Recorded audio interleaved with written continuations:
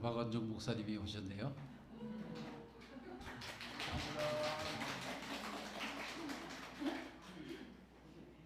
설교하시겠습니까?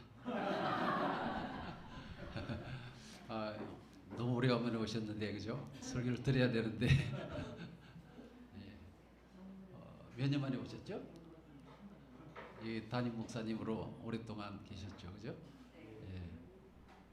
지금 교문이 교회 있습니다. 지금 교문이 교회 담임 목사님이시고, 예. 몇 년 만에 오셨어요, 이 교회? 여기는 2010년도부터 10년도까지 있었어요. 10년. 그럼 16년 전에. 예. 반가우시죠? 제가 이 시간을 드려야 되는데 딱 보니까 예. 이따가 정을 나누시기 바랍니다. 예. 지난주에는 좀 쓸쓸한 그러한 일들이 있었습니다. 우리 박수찬 장로님 어머님이 돌아가셨고 장례식이 어제 치루어졌습니다. 장례식에 참석해 보니까 돌아가신 분에 대한 그 양력을 소개하면서 끝부분에 이제 제가 들었습니다만 그 어머니께서 93세시죠? 93세에 돌아가셨는데 집에 계시면서 우리 교회 방송을 계속 보셨다고 그럽니다. 우리 교인입니다. 예.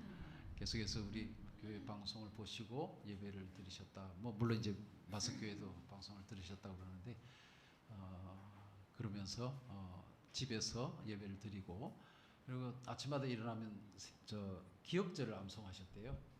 그분이 93세신데도 그러시다가 마지막까지 생을 하나님께 이렇게 잘 하나님을 믿고 그렇게 지내시다가 돌아가셨다 그렇게 말씀하셨습니다.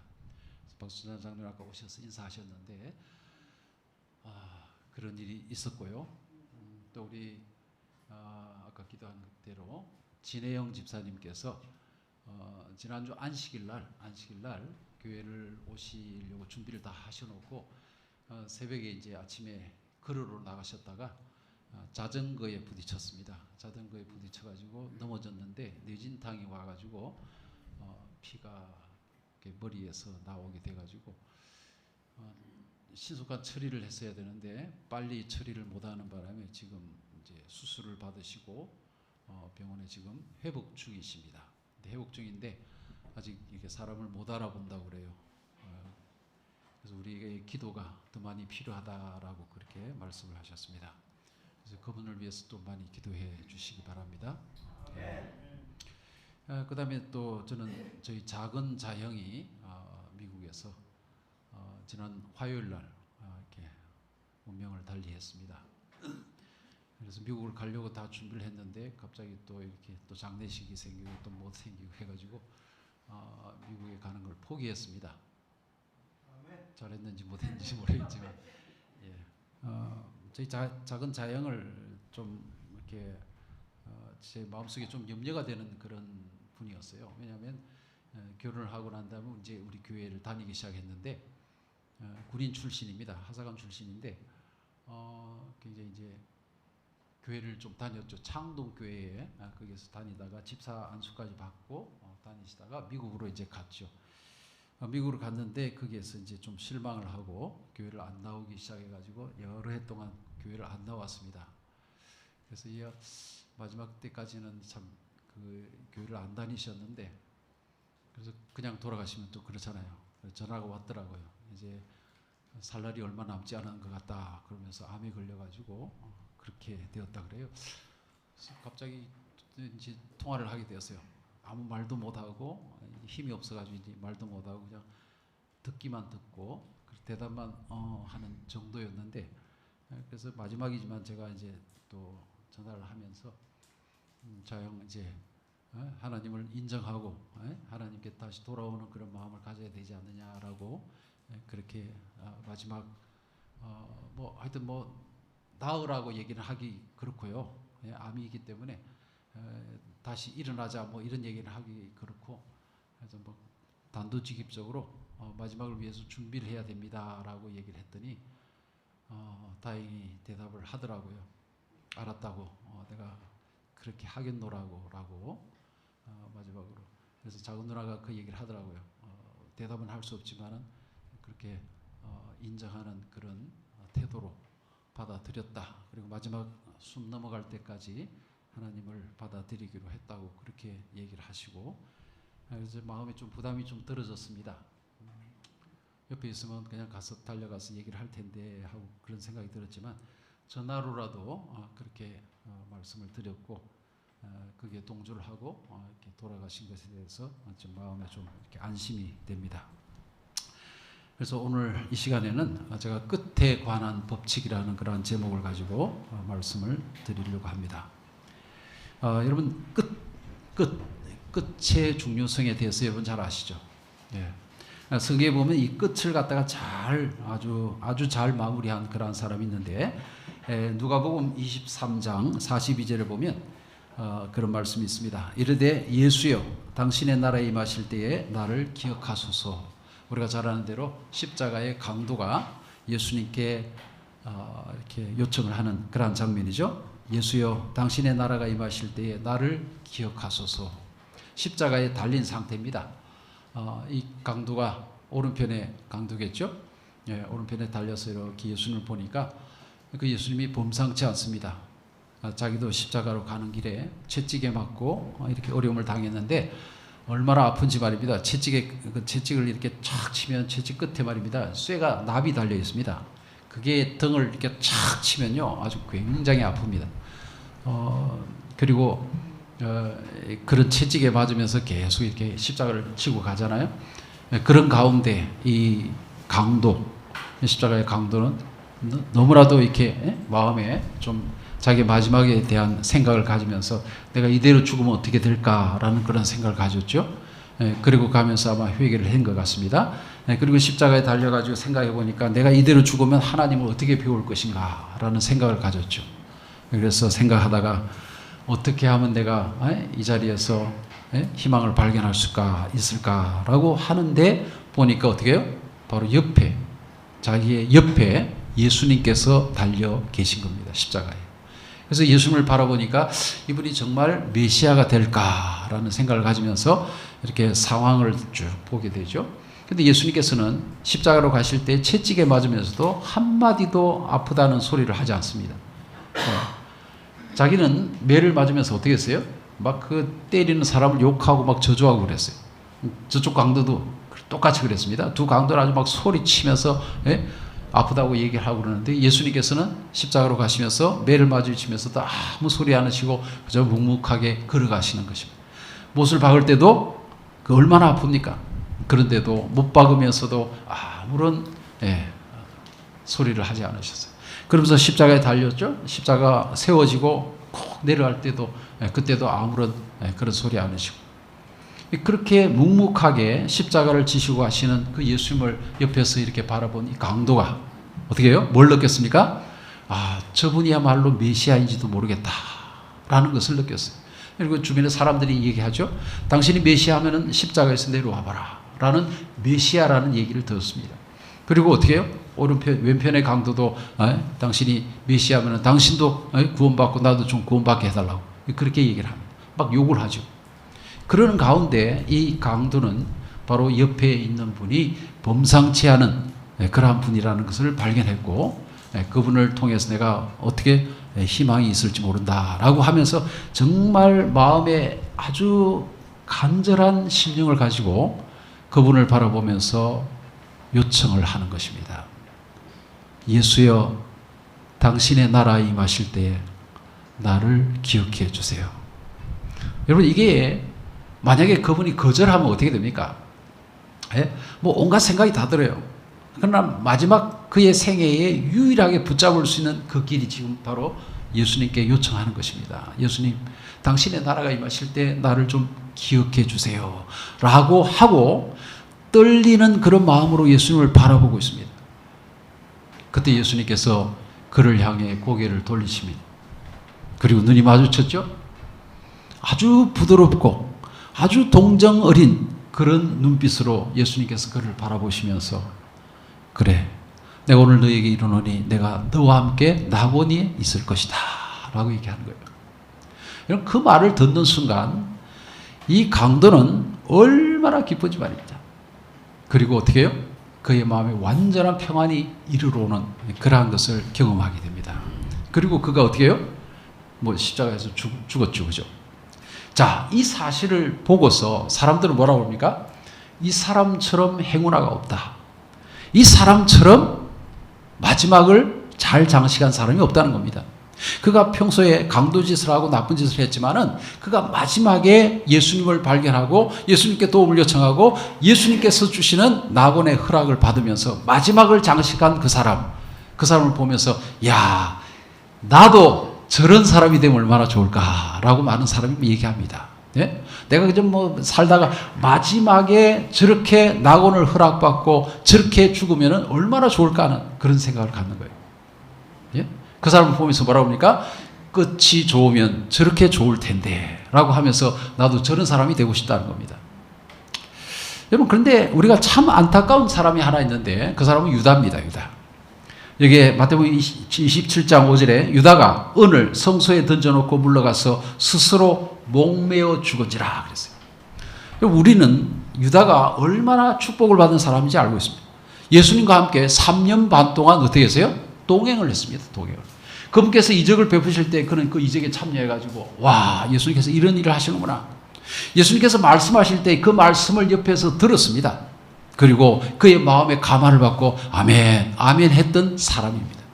그리고 예수님의 제자 중에 12제자 중에 있는데 그 중에서 가장 뛰어나고 키도 크고 어떻게 해요? 가장 미남이고 가장 뛰어난 사람으로서 예수님의 총애받는 그런 사람처럼 보였습니다. 유다가 그랬어요. 유다가 3년 반 동안 예수님이 주시는 모든 은혜를 받은 사람이 바로 유다입니다. 그런데 그의 마지막이 어땠느냐 이거예요. 마지막이.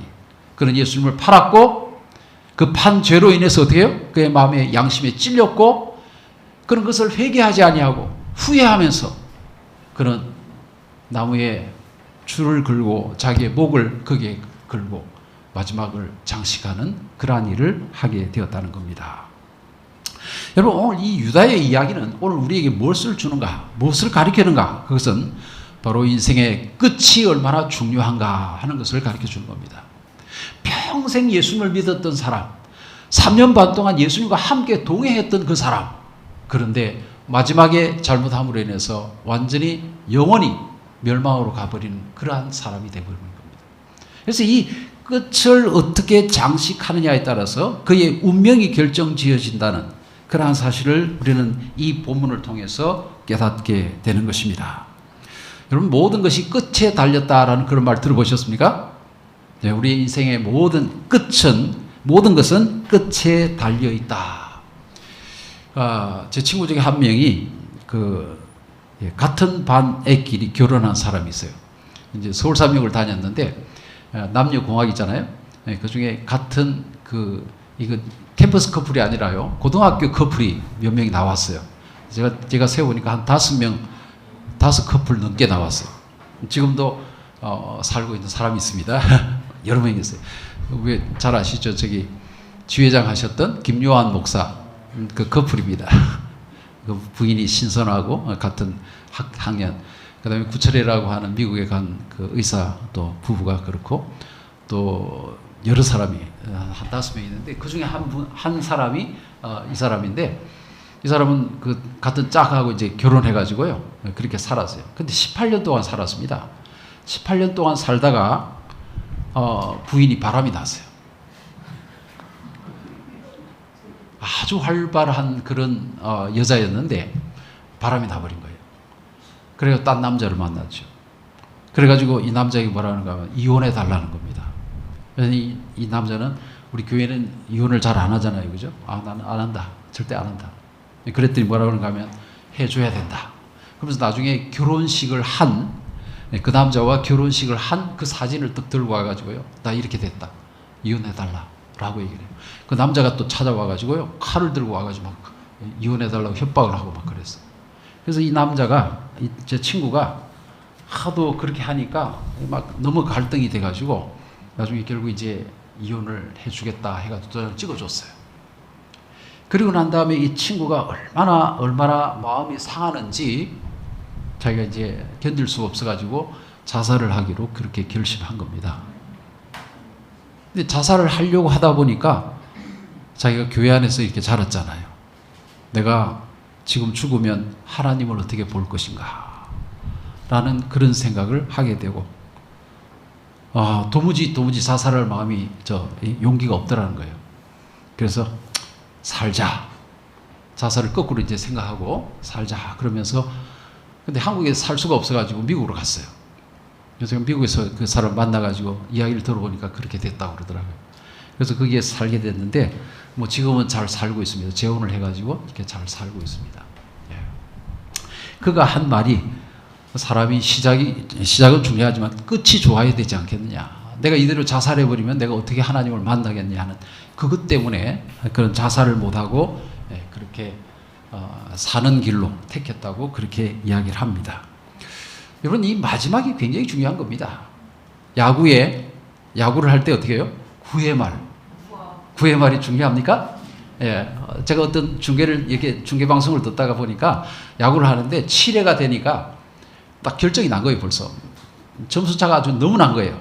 그랬더니 그 진편에 사람들이 어떻게 해요? 에이, 다 틀렸다 하면서 이제 다 짐을 꾸리고 이제 집으로 돌아가더라고요. 돌아가는 중에 이제 9회 말이 된 거예요.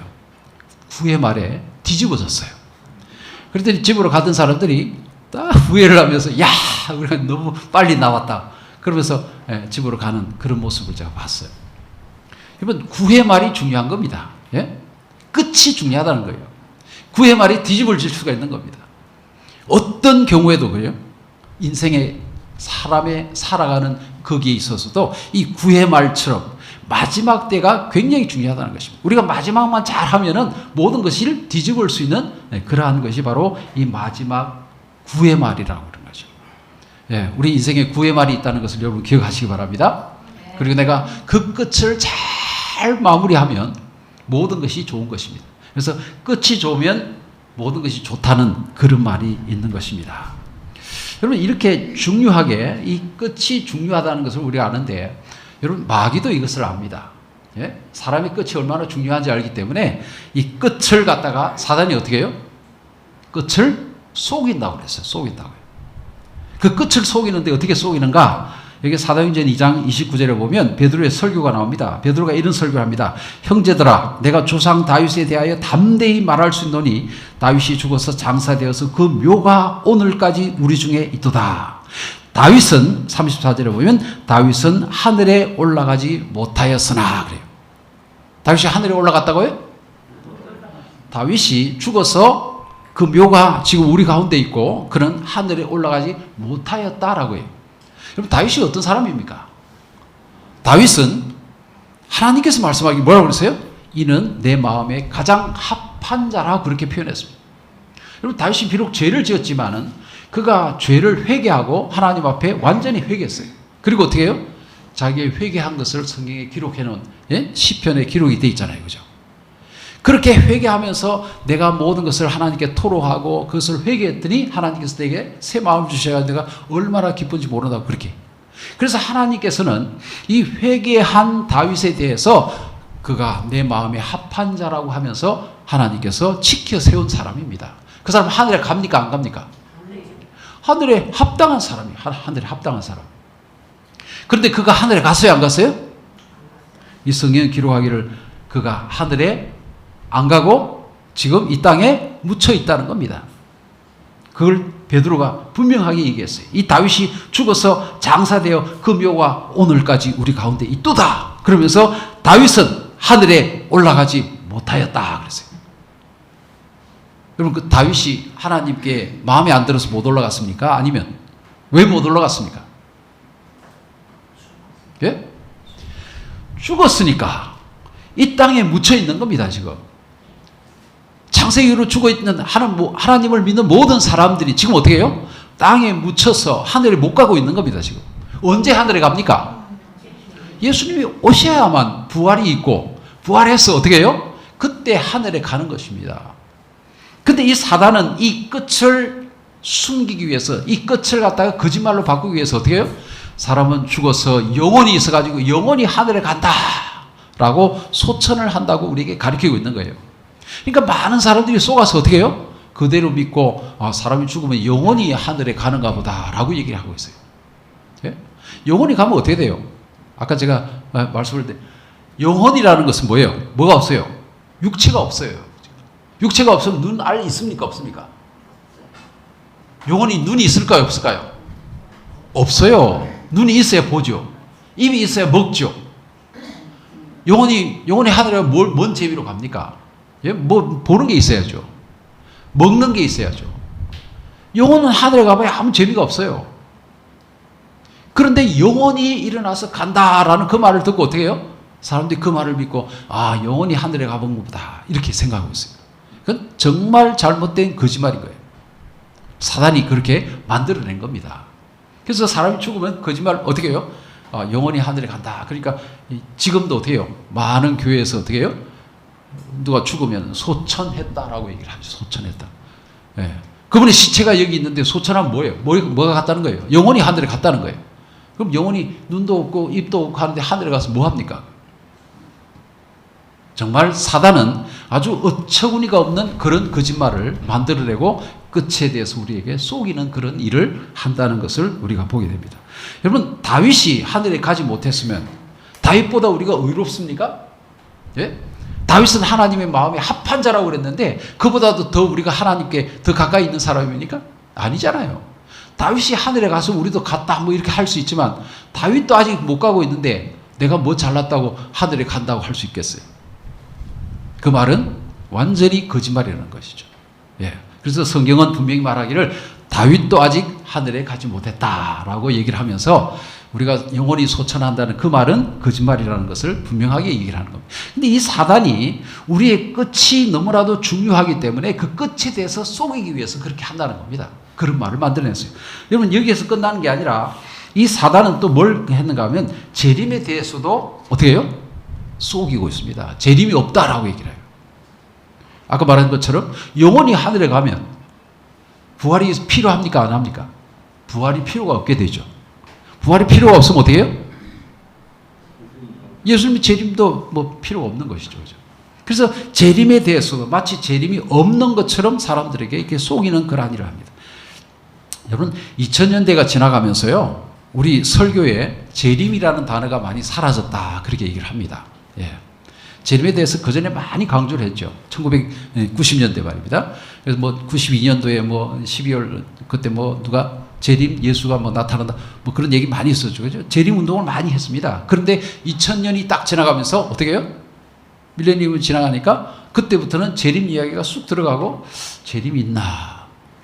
그래서 성경에 보면 뭐라고 해요? 데살로니가후서 3장 3절에 보면 먼저 이것을 알지니 말세에 조롱하는 자들이 와서 자기의 정욕을 따라 행하며 조롱하여 이르되 주께서 강림하신다는 약속이 어디 있느냐?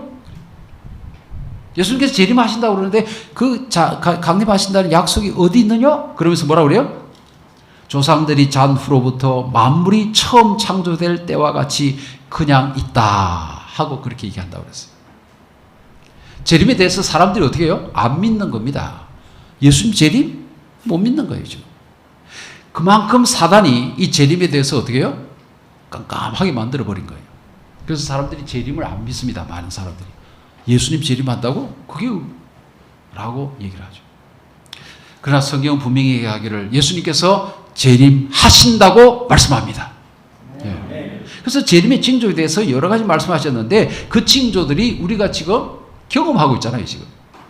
3년 전만 해도 뭐가 있었습니까? 코로나로 인해서 우리가 얼마나 제약을 많이 받았습니다. 예? 지금 우리 눈에 보는 이 전쟁들, 일어나는 전쟁들, 이건 날마다 일어나잖아요. 이 기근, 이 이상한 것들 말이에요. 지금 우리 눈에도 일어나잖아요. 지금 우리가 경험하고 있는 이런 모든 징조들이 바로 예수님께서 오신다는 재림의 징조로 마태복음 24장에 분명하게 그것을 기록해 놓고 있는 겁니다. 마지막 때가 되면 사람들이 어떻게 한다? 사람을 미혹해가지고 내가 재림 예수다라고 하는 사람들이 많이 나타날 거라고요. 그런 얘기도 있고요. 재난이 일어나게 되고 전쟁이 일어나게 되고 기근과 여러 가지 온역이 일어나는 그러한 일들이 있을 때 그것이 일어나야만 내가 오는 표현, 그것이 재림의 징조라고 예수님께서 직접 얘기를 하신 것이죠.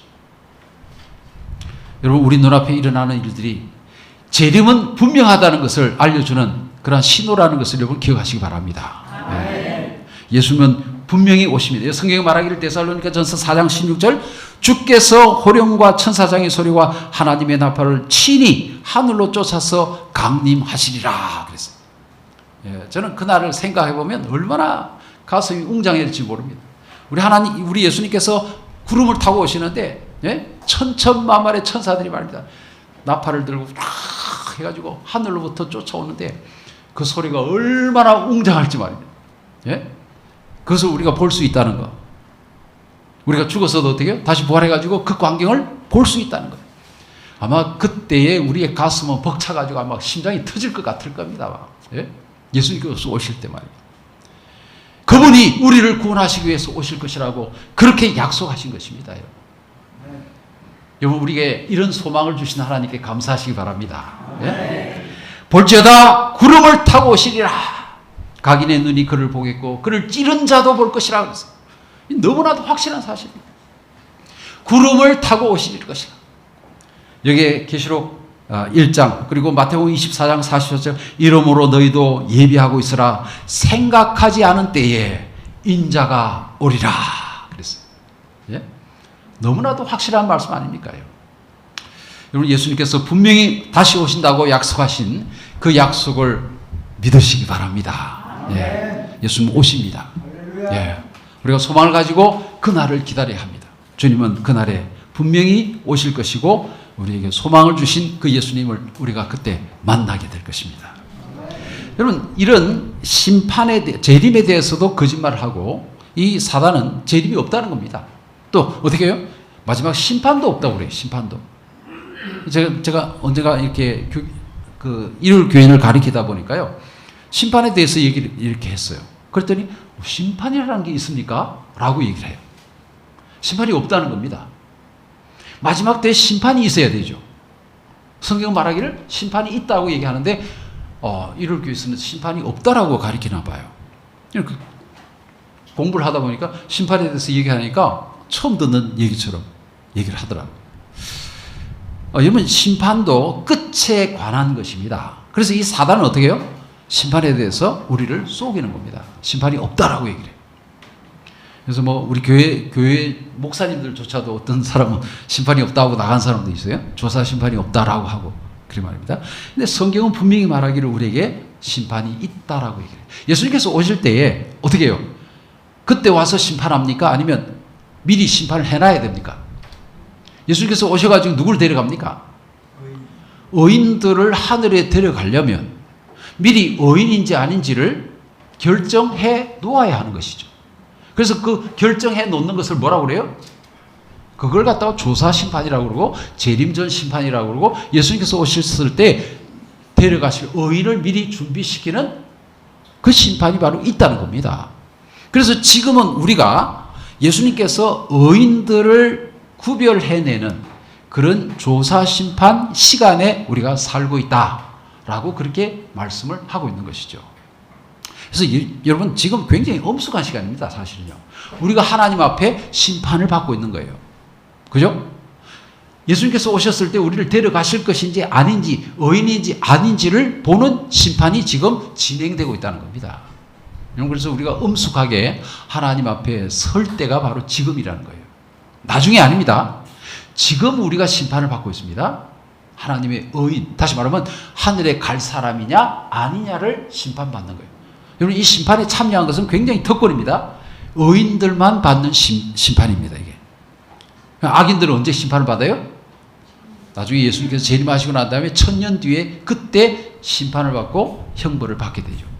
그러나 지금은 어떻게 해요? 의인들이 심판받는 기간이고 하나님의 택하신 백성을 하늘에 데려가기 위한 심판이 지금 진행되고 있다. 그래서 분명한 심판이 있다고 하는데 이 심판을 자꾸 부정하는 겁니다. 사단이 그렇게 만들어놨어요. 여러분, 심판이 있다는 것에 대해서 우리는 감사해야 합니다. 예? 내가 심판을 받고 있다는 이 사실은 내가 의인으로 하나님 앞에 설 수 있다는 그러한 것이기 때문에 내가 지금 심판을 받고 있는 사람이면 하나님께 감사해야 됩니다. 예. 지금 심판에 참여하지 않은 사람은 언제다고요? 1000년 뒤에 악인 심판받을 때에 그때 심판을 받는 것입니다. 그래서 내가 지금 심판 가운데 있다라는 생각을 가지면서 굉장히 엄숙하게 하나님 앞에 우리는 서야 합니다.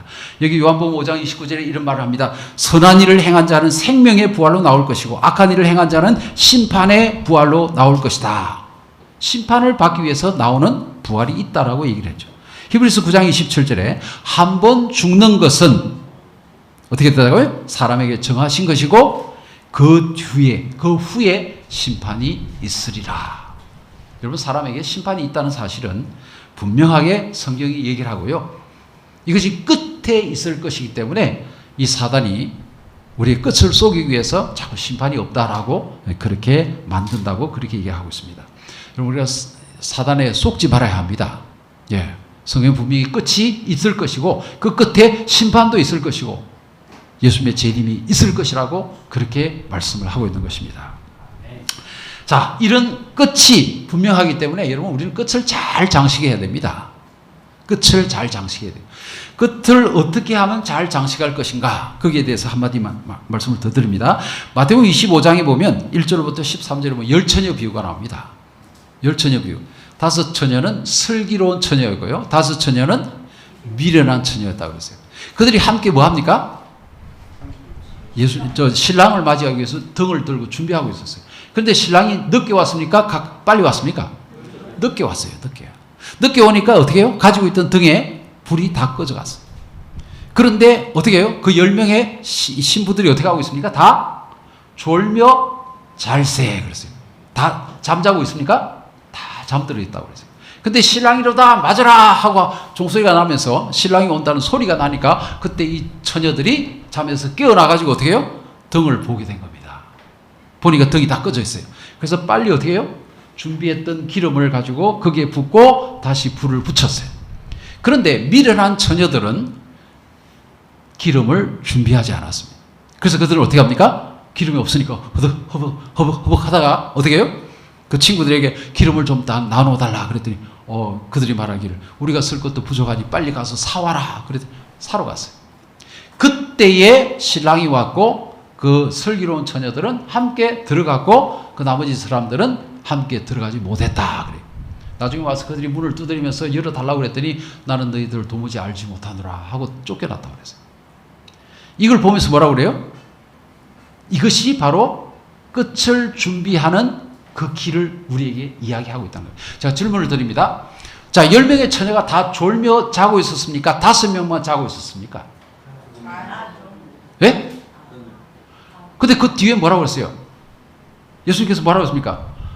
마지막을 위해서 졸지 말라고 그래요. 깨어있으라고 그랬잖아요. 깨어있으라. 그러면 이 5명의 슬기로운 처녀들은 깨어있었습니까? 졸고 있었습니까? 10명의 처녀가 다 어떻게 하고 있었어요? 자고 있었습니까? 성경을 이제 잘 읽으셔야 됩니다. 10명의 처녀가 다 졸며 잘세, 다 자고 있었어요. 예. 근데 예수님께서 나중에 뭐라고 그래요? 깨어있으라 그랬어요. 마지막을 위해서. 그러면, 아니, 다 자고 있었는데 깨어있는 사람은 누구였는가 이겁니다. 그래서 그 깨어있다는 말을 갖다가 이렇게 보니까 거기에 그 의미가 이런 뜻이 있습니다. 그걸 watch라고 이렇게 영어로는 표현했는데, 여러분, 이 단어를 해석하려고 18가지가 나오더라고요. 18가지.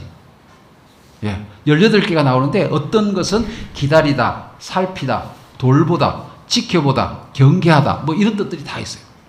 근데 나중에 이렇게 쭉 보니까 꼭 잠을 자지 아니하고 깨어있는 이게 아니고요. 그 watch라는 그 단어 뜻이 말입니다. 문제를 깨닫고 인식하고 기다리는 의미가 있다라고 그렇게 표현했어요.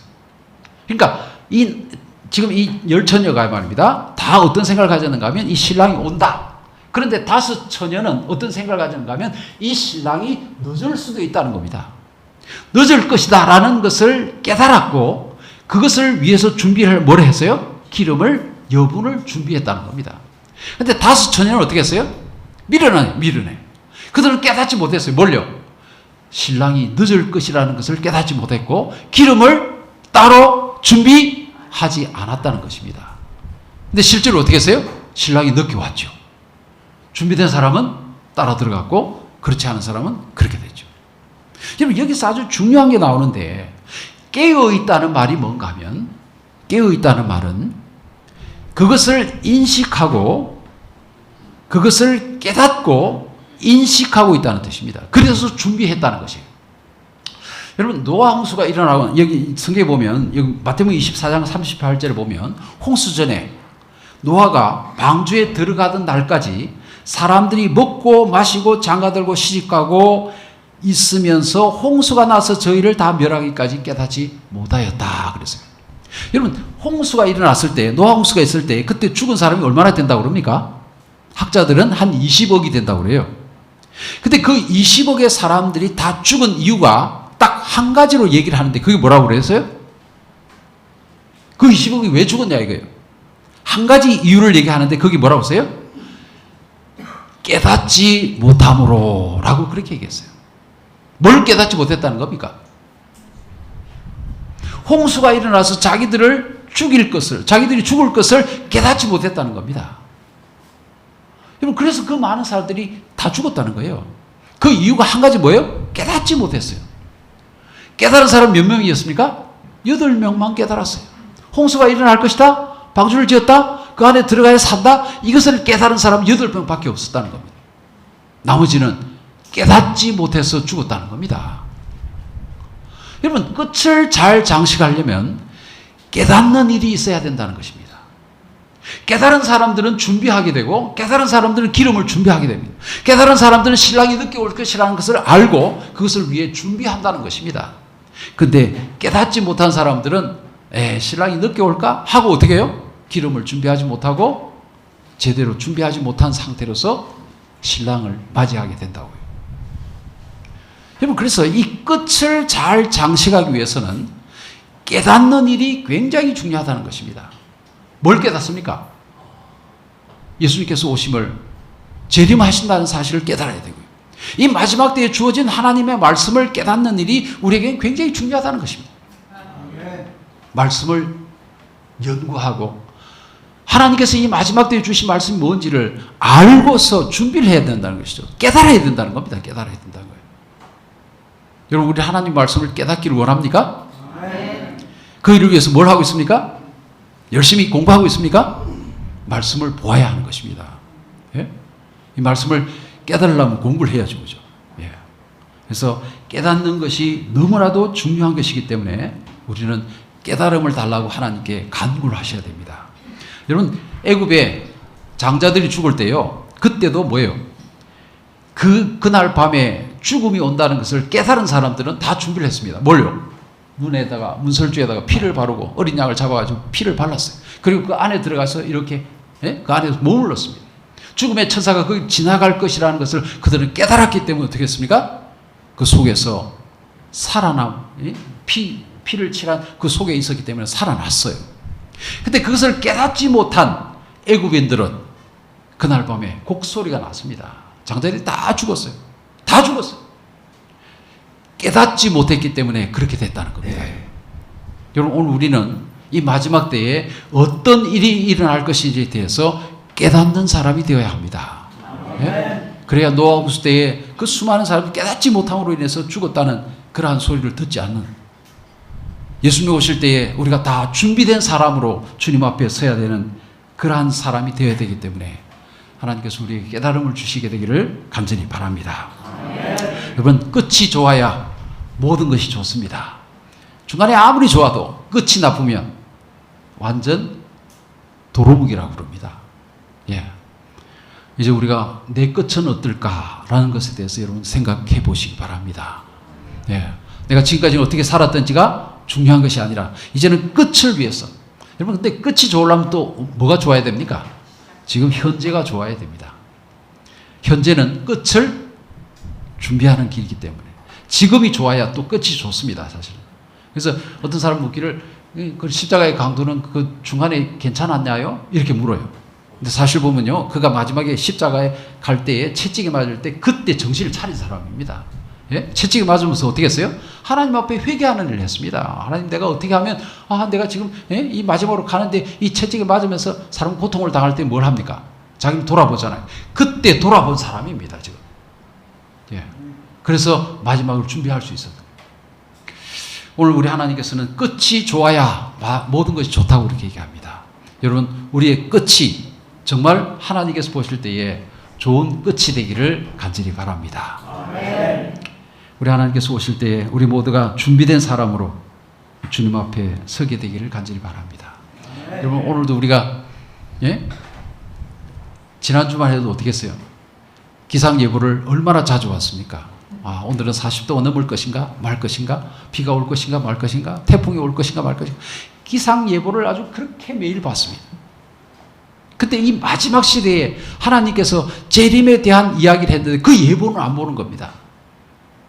이제는 우리가 눈을 돌려서 이 세상의 마지막을 바라볼 수 있는 그러한 눈을 갖게 되시고, 주님께서 말씀하신 것처럼 끝을 잘 준비하기 위해서 그렇게 마음을 쓰시는 여러분과 제가 되기를 간절히 바라면서 말씀을 마치겠습니다.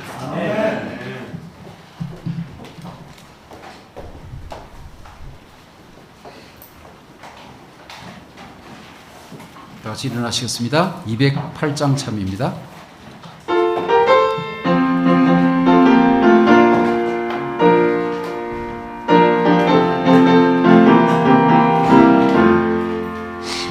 주의 나팔 소리 나고 세상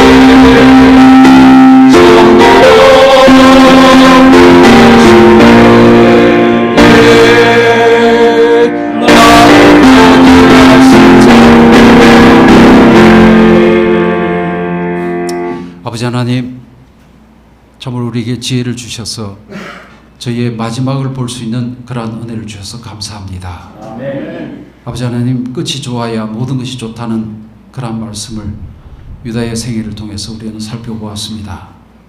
아버지 하나님, 우리의 끝이 좋아야 합니다. 하나님께서 도와주셔서 우리의 끝을 살펴볼 수 있는 그러한 지혜를 주시고, 그래서 우리가 끝을 위하여 준비하는 저희 모두가 되도록 인도하여 주시옵소서. 아멘. 아버지 하나님, 참으로 주님의 주신 지혜로 말미암아 우리가 이러한 이야기를 깨닫고 우리의 생애를 준비할 수 있는 그러한 은혜를 주시니 감사합니다. 아멘. 우리의 눈앞에 우리의 사랑하는 사람들이 이제 운명을 달리하는 그러한 모습을 보았습니다. 아버지 하나님, 우리도 얼마 남지 않았다는 그러한 사실을 우리가 기억하고 그날을 위하여 준비하는 슬기로운 하나님 백성 되도록 인도하여 주시옵소서. 아멘. 이제는 우리 하나님의 무한하신 사랑과 예수님의 다함이 없는 은혜와 성령의 감동하심이 진실로 마지막을 위하여 잘 준비하기로 그렇게 결심하는 우리에게 이제로부터 영원토록 함께하여 주시옵기를 사랑이 많으신 우리 구주 예수님의 이름으로 간절히 기도드리옵나이다. 아멘.